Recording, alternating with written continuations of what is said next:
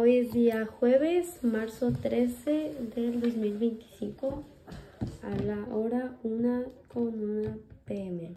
¿Podría contarme un poco sobre usted y cuál es su nombre y su origen? Yo me llamo José Luis Cardona, soy de Juárez. Cardona de Juárez. ¿Dónde nació y cómo era el lugar donde creció? El pueblito, estoy a 1 hora de Juárez, se llama Guadalupe, Distrito Bravo. Es un pueblito chiquito, mafioso, de puras drogas, ese pueblito. Estamos pegados a la frontera de Fabens. Son 5 minutos de ahí en mi pueblito a la frontera, por ahí pasa toda la droga. Todo lo que quieran pasar por ahí, está muy fácil. Y ya de ahí es 1 hora a Juárez. Ahorita ya que hicieron carretera nueva ya está más mejor. Ya es como 20 a 30 minutos de Guadalupe, Distrito Bravo, a Juárez. Y como hay mucha violencia ahí en mi pueblito, ahí se matan entre primos, tíos, tías, de todo parejo. Ahí el más poderoso sienta el otro de presidente. Ahí ha habido con la judicial, soldados contra los narcos que están ahí en el pueblito, pero nunca los han podido tumbar de ahí en mi pueblo. ¿Qué hacía en su tiempo libre o cuando era más joven? ¿Qué recuerdos importantes tienes de sus primeros años de vida? Pues tenía lo más importante, pues en realidad cuando llegaban las ferias era cuando estaba pacífico ahí en el pueblo, pero ya nomás pasaban las ferias y era un revorujo de tirar balazos, muertos por donde quiera. Ahí no se va nadie. ¿Recuerda algún evento significativo que haya marcado su niñez o su juventud? No, yo nunca maté a nadie, nomás hay que correr el pellejo. Y fui a dar al bote también a los 6 años por subirme a un tinaco de agua, nomás para andar de mirón. Y me bajaron de arriba donde estaba un tío mío y me metieron al bote. ¿Fue encarcelado de pequeño? Sí. Y 1 hora. Okay. Fue mi experiencia de estar en la cárcel. ¿Qué eventos marcó su niñez en el lugar donde usted vivía? Cuando estuvo, lo que tenía el cacique del pueblo era el millonario de ahí, que cada semana quemaban al chamuco y lo llenaban de juguetes, cupones de dinero, naranjas, dulces, y se juntaba toda la ranchería alrededor para verlo quemar, porque daban cupones de dinero y daban dinero también. Y era un día suave. Y después de eso metían las de carros que empezaban desde San Ignacio hasta Juárez. Y había un que otro muertito pasando ahí la ciudad porque se volteaban los carros y la gente se amontonaba. Estaba bien bonito en ese tiempo. ¿Cómo fue su transición a la vida adulta o desafíos que enfrentó como cuando empezó a crecer? La vida la tomé como un juego cuando empecé a crecer más y más. Y ya empecé a madurar un poco ya de los 25 años para arriba. Pero de los 25 años para abajo era puro desmadre conmigo. ¿Cómo fue su transición desde México hacia llegar a California? ¿Cómo es que llegó a estar aquí? Mi papá nos arregló a nosotros, era cuando estaban los braceros. Cuando estaban los braceros tenías oportunidad de pasarte para este lado porque estaba muy fácil. Y te dejaba la migra pasar como si nada, porque sabían que venías a trabajar. ¿Los braceros es como un carro que subías y pasaba? No. Él es una persona que quería venir a trabajar a Estados Unidos. Entonces esa ley de los braceros era para que todo el que no tenía papeles y tenía ganas de venir a trabajar, podías entrar a trabajar a Estados Unidos sin un riesgo, sin nada, pero venías a trabajar en los puros files. Bueno, si sabías otro trabajo, podías excederlo al trabajo que tenías.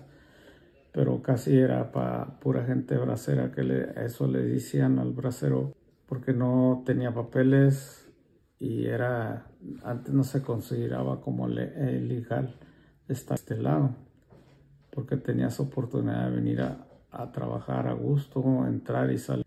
Pasando el tiempo empezaron a quitar esa ley, ya empezaron a hacer que tenías que arreglar papeles, pero todo lo que pasó como bracero se vino quedando aquí en Estados Unidos. Directo al trabajo.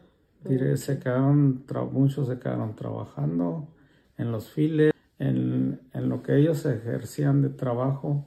Ellos se quedaron en diferentes rangos de trabajos que ellos sabían de eso.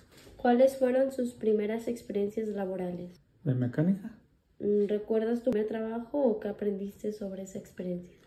Me gustó ser mecánico. Desde que vivía en mi pueblito, mi papá tenía su taller de mecánica. Y como empezaron las carreras de carros, me gustaba mucho la mecánica. Entonces cuando venimos a Estados Unidos, aquí a los 11 años, yo iba a la escuela y aprendí mecánica. Ya estaba aprendiendo mecánica y es lo que más me gusta, la mecánica. ¿Cómo viviste los grandes eventos históricos en tu tiempo o cambios políticos, sociales o tecnológicos? Casi no les puse mucho atención a las políticas. Casi estaba yo en lo que yo quería nomás. Era niño. ¿A qué se dedicaba en esos tiempos? ¿Qué es lo que normalmente hacía? Como digo, a los 11 años empecé la mecánica. Estudiaba y echaba mecánica. De vez en cuando una cervecita. ¿Recuerda un evento o conflicto importante que haya tenido lugar en California durante esos años? ¿Qué? Los años que yo acá. ¿Recuerda algún evento o conflicto importante que haya tenido lugar aquí en California cuando estaba esos años? Cuando yo estoy aquí, los eventos importantes era de que no te dejaban hablar español en las escuelas. Tenías que hablar puro inglés. Y si te agarraban en la escuela hablando español, te expulsaban por una semana. Los maestras no podían hablar español con uno. Tenían que hacerlo fuera de su tiempo. Y los gabachos, ellos sí podían hablar español e inglés. Yo juntaba para poder aprender mi inglés, que sé ahorita. Yo lo aprendí por los gabachos, porque me juntaba con ellos, con los gabachos, para poder aprender el inglés. Y muchos de mis amigos no querían juntarse con los americanos. Y así fui aprendiendo mi inglés. Lo más que no pude aprender muy bien a escribirlo y a leerlo. Es mi problema mío de ahorita. Pero sí estuvo difícil el tiempo de que no podías hablar español. Fue como desde el 64 para arriba hasta el 68, 69, porque hubo mucha revoltura en Los Ángeles sobre eso de que no podías hablar español, y toda la gente mexicana se levantó a pelear con el gobierno para que los dejaran hablar libremente español, poder hablar español, el idioma que tú quisieras podías hablar, porque no nos dejaban, porque ellos querían que a fuerzas tenías que hablar puro inglés. Y fue el modo que se fue liberando eso, porque los maestros fue ayuda y todos. ¿Cómo afectó este conflicto a las personas de comunidad o a usted mismo? ¿Lo afectó en algún momento? Sí, me afectó. A mucha gente las afectó. Muchos se escondían, y luego también a la migra, muy duro. Casi gente salía para afuera de sus lugares, como en los files, donde trabajaba mucha gente de cultura. Ahí también se mucho de la migra, ese mismo caso. Pero ya Chávez fue el que defendió todo eso también, para que fuéramos libres de todas las razas, para poder expresarnos a gusto. ¿Chávez? Chávez, sí. ¿Recuerda la relación entre los nativos americanos y los colonos en California durante esta época? Los indios eran un que otro gabacho, también era suave.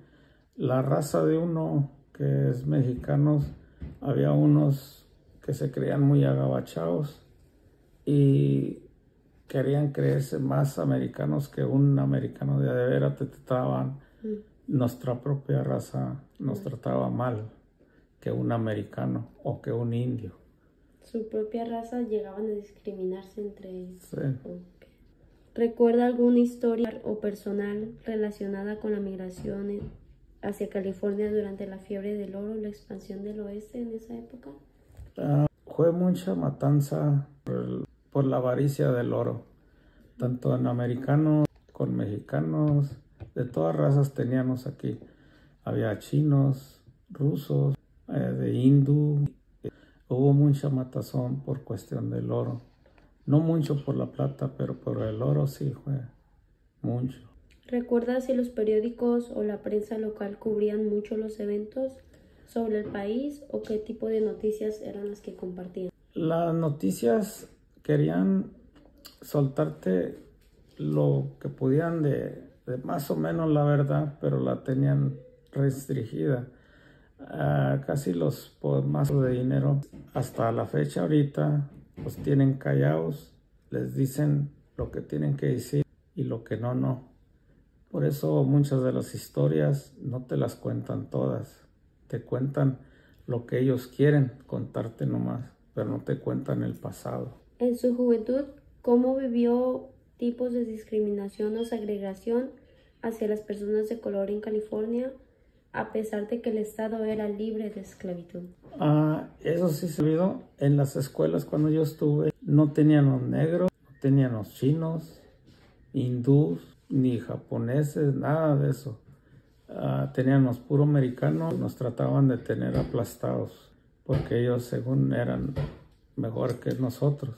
Trataban de civilizar a pueblos como Puerto Rico, Cuba y Hawái. Sí. Personas de color como negros americanos, los nativos los tenían un poco también más los tenían forzados, más restringidos, más forzados, tanto como los indios de aquí. Les sacaron a fuerzas de sus territorios para poderse quedar los gabachos con ellos, y aparte de eso muchos de los gabachos no eran legítimamente gabachos, venían de otros estados y ya se creyeran apoderarse, pero ellos han estado haciendo ahorita hasta lo imposible por querernos tener obligados a lo que ellos quieran. Como por experiencia, usted comenta que hubo más discriminación y segregación contra los chinos y negros que hacia los latinos hispanohablantes. ¿Cómo vivían los trabajadores en California durante esa época? ¿Recuerda si había algún movimiento de trabajadores o hacían huelgas que llamaran la atención? Sí hacían huelgas, la raza mexicana hacía huelgas, tanto como los chinos, las otras razas como de India, las demás razas pues, sí se levantaban, pero la policía siempre trataba de calmarnos para que no hubiera desorden. ¿Usaban fuerza brutal o solo eran protestas pacíficas? No, empezaban tranquilos y un que otro, botellas, piedras, con lo que pudieran levantar a la policía, y luego ya la policía se ponía más agresivos. Usaban unas bolas de arena con las escopetas y te las tiraban. Y bueno, depende de donde te pegara la bolita de arena. Y te naqueaba, y usaban mucho el gas también. ¿Los jóvenes de su edad participaban en manifestaciones o movimientos sociales? ¿Recuerda algún evento o protesta que usted haya participado? En los 60s, cuando la guerra de Vietnam, ahí sí estuvo muy mal. Era cuando era puro amor y paz, que no querían ir a la guerra, y Estados Unidos levantó en armas el ejército. Hubo matazones por eso, porque no querían ir a la guerra a pelear por una causa que estar nosotros. Fue cuando la guerra de Vietnam Fue una guerra injusta para los de Estados Unidos. Entonces lo que hizo Estados Unidos, todos los que eran prisioneros, matones, violadores, todo eso, les prometieron que fueran al servicio y pelearan en la guerra de Vietnam y que los iban a soltar y que les iban a dar muchas cosas, tanto como al mexicano que les iban a arreglar papeles. Pero todo eso fue mentira. A todos los que llegaron a sobrevivir la guerra allá en Vietnam, vinieron muchos locos, muchos sin brazos, muchos para la fregada. Estados Unidos no quiso atenderlos para nada, no les puso hospital, no les mintió en todos los que le ha dicho. Y a todo el mexicano y a todos los chinitos que tuvieron también un que otro, los tuvieron en la guerra y todo, y les prometieron que les iban a dar libertad, papeles y todo, y no fue cierto. Los mandaron todos a la fregada. Después de que ellos regresaron, ¿hicieron una protesta o algo por la mentira que recibieron? ¿O sí, qué? Hicieron mucha protesta, pero tanto como el periódico, que lo tenían calmado, callado, noticias que salían en la televisión, no te anunciaban todo lo que decían. Tenían todo, hasta ahorita, pues hasta la fecha, siguen obligando que ellos digan nomás lo que diga el gobierno. Los tienen machinados, pues. ¿Los jóvenes indígenas de Sonora existían en escuelas separadas de los niños blancos? ¿O cómo era la relación de niños indígenas y otras razas en el ámbito educativo? Los chinitos los mandaban a otras escuelas, los negros igual, los indios nativos de aquí también hacían lo igual, los mandaban a su reservación para que estuvieran ahí encerrados nomás aprendiendo lo que les decían a los maestros, porque siempre han querido tenernos sobre civilizados. ¿Tuviste alguna vez contacto con personas de ascendencia africana que compartieran experiencias sobre esclavitud o libertad en California con usted? Sí, ha tenido clientes que fueron esclavos de África, que son negros. Aquí conmigo me han platicado sus historias, cómo fueron ellos saliendo de África, cómo se los trajeron en sus barcos y todo, igual que los chinos. ¿Aún viven ellos? Tengo un que otro amigo. ¿Eran jóvenes cuando eso pasaba? Sí, eran jóvenes. ¿Recuerda alguna experiencia que le hayan contado que los afectó o los traumó en algún momento? Bueno, a mí en realidad no estaba muy afectado, pero a ellos sí se les notaba que era mucho efecto en ellos, tanto como los indios y como los negritos. La forma en que los trataban. Sí, como en la forma que los trataban, en los camiones, en las tiendas, donde quiera que fuera, que había un servicio público. Trataban muy mal a los negros. Y hasta ahorita, hasta la fecha, más o menos. Sigue existiendo la Sigue desigualdad. existiendo. Y también, con los chinos también. En términos de moda, ¿usted cómo miraba la sociedad estadounidense en aquellos años? Así no. En términos de moda, ¿cómo O de el la ropa. estilo, cómo toda la sociedad lo que hacía? En la ropa. Pues cada quien se vestía como quisiera, pero a veces entrabas a las tiendas de mandado o a una gasolinera o entrabas a un taller de puros gabachos, te discriminaban de la ropa, cómo ibas vestido, o hablaban a espaldas, o si no te lo decían en tu cara, que no te atendían, que por el vestimiento, por los tatuajes que traebas, te echaban para afuera. Todavía de vez en cuando se pone eso. ¿Qué lecciones importantes o experiencias aprendió sobre familia o relaciones personales durante esos eventos históricos? Pues tratábamos de llevárnosla bien con todas las razas. Estar unidos. ¿Sí? ¿Cómo ha cambiado su visión de la vida a medida que ha estado creciendo? Pues entre más va modernizándose, se va haciendo más gacho. La modernización. Sí, la modernización. ¿Usted, el país estaba siendo moderno en aquellos años o cómo usted miraba? Sí, en esos años fue cambiando en la forma, en el vestimiento de la gente. Se miraba el cambio de cómo iba el futuro en los carros, en los trabajos, cómo te iban tratando en los trabajos, el pago de los trabajos, porque casi la mayoría del mexicano nos han tenido abajo. No nos pagan muy bien. Y a los chinitos igual, a los negros peor, los trataban más gacho. Y aún todavía se ve un poquito. ¿Cree que algunos eventos del año 65 en adelante y años cercanos moldearon en algún momento el futuro de Estados Unidos y la sociedad? Sí lo moldearon, pero no muy bien. Para que digamos que vas a vivir muy a gusto y todo eso, pues sí vives poquillo, un poquillo más controlado, pero a mí se me hace como estábamos antes.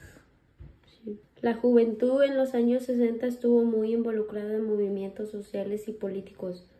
¿Cree que los jóvenes de hoy en día están comprometidos en el activismo como lo estaban en aquellos años? En eso sí no sé, no sabría decirles, porque en aquellos años sí la juventud era un poquito más rebelde, se levantaban en contra de las cosas que estaban que nos querían imponer y no nos gustaba.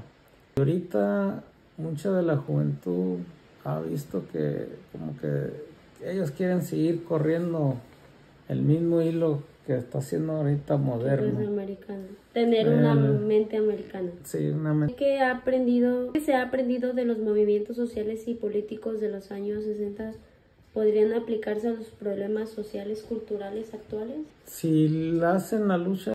Sí. Sí. ¿Cómo cree que y redes sociales ha cambiado la forma en que la gente se moviliza o se organiza socialmente o políticamente? Los que son metidos en políticas, ahí le hacen más. Pero los que quieren ser como sociables, hay más o menos. Pero La tecnología ayuda, pero a los que le dan un buen uso. Sí, la tecnología sí te ayuda mucho, pero a la vez tratan de manipularte en la tecnología. Sí dan mucha tecnología moderna y todo, pero te quieren tener bajo de ellos, de la tecnología. Porque ahorita si sale un teléfono nuevo, ya lo quieren ir a agarrar. Y ese teléfono nuevo tendrá una que otra cosa más moderna que el teléfono que pasó el año pasado para atrás. Pero para mí es lo mismo. La tecnología era muy diferente a lo que es actualmente. ¿Recuerda cómo era la vida cotidiana sin computadora personal, teléfonos móviles o el acceso al internet? Sí, tenías mejor mente en aquel tiempo. Tenías tu mente libre, bien tranquilo y todo. Sí vivías un poquito más apurado porque tenías que escribir cosas, recordar números, recordarte de muchas cosas. Y ahorita con la tecnología que están haciendo, nos están haciendo como vegetales. Entonces eso no está bien. Porque ya si tú no cargas tu teléfono o tu computadora, tu laptop, te quedas ciego. Pero si dejas eso por un tiempo y te calas como estaba antes, que con tu maquinita escribir, tu telefonillo que tenías que darle vuelta a los números, y ya te acordás de tus números, hacer cuentas en tu cabeza. Al día de hoy, ¿cuáles son sus pasatiempos actuales o intereses que lo mantienen en la sociedad? Pues el trabajo, la mecánica, es lo que más me gusta.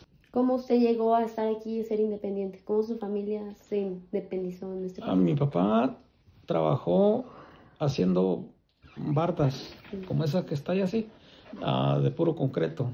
Pagaban a uno por estar soldando todo el cuadro de metal y de allí le subieron al dólar entero. Para finalizar, ¿cuál es una experiencia o algo que quisiera compartir sobre lo que voy a decir de mi jefillo? Para descanse. Él a mí me quería, a mí, a mi carnal, a mi mamá, nos quería tener, que no supiéramos cosas, no, pues que no nos mejoraran. Trataba de tenernos así como quiere Estados Unidos a todos, tenernos abajo. Pero yo le hice la lucha como pude y fui aprendiendo. No tanto por él, por mis tíos, y gente con la que platicaba para poder salir más adelante. Porque mi jefe quería tenernos uno como si fueras vegetal. Entonces, lo que usted quiere decir es que uno busque por sí mismo el bienestar. Sí, buscarte a alguien que te apoye, te ayude, pero también no sueltes todo porque no sabes cómo esa persona sí te va a traicionar o Sí, no. te está contigo por lo mismo, ¿no? Por Sí. algún beneficio. Todos vamos con búsqueda de Sí, alguien por pero un hay veces beneficio. que no.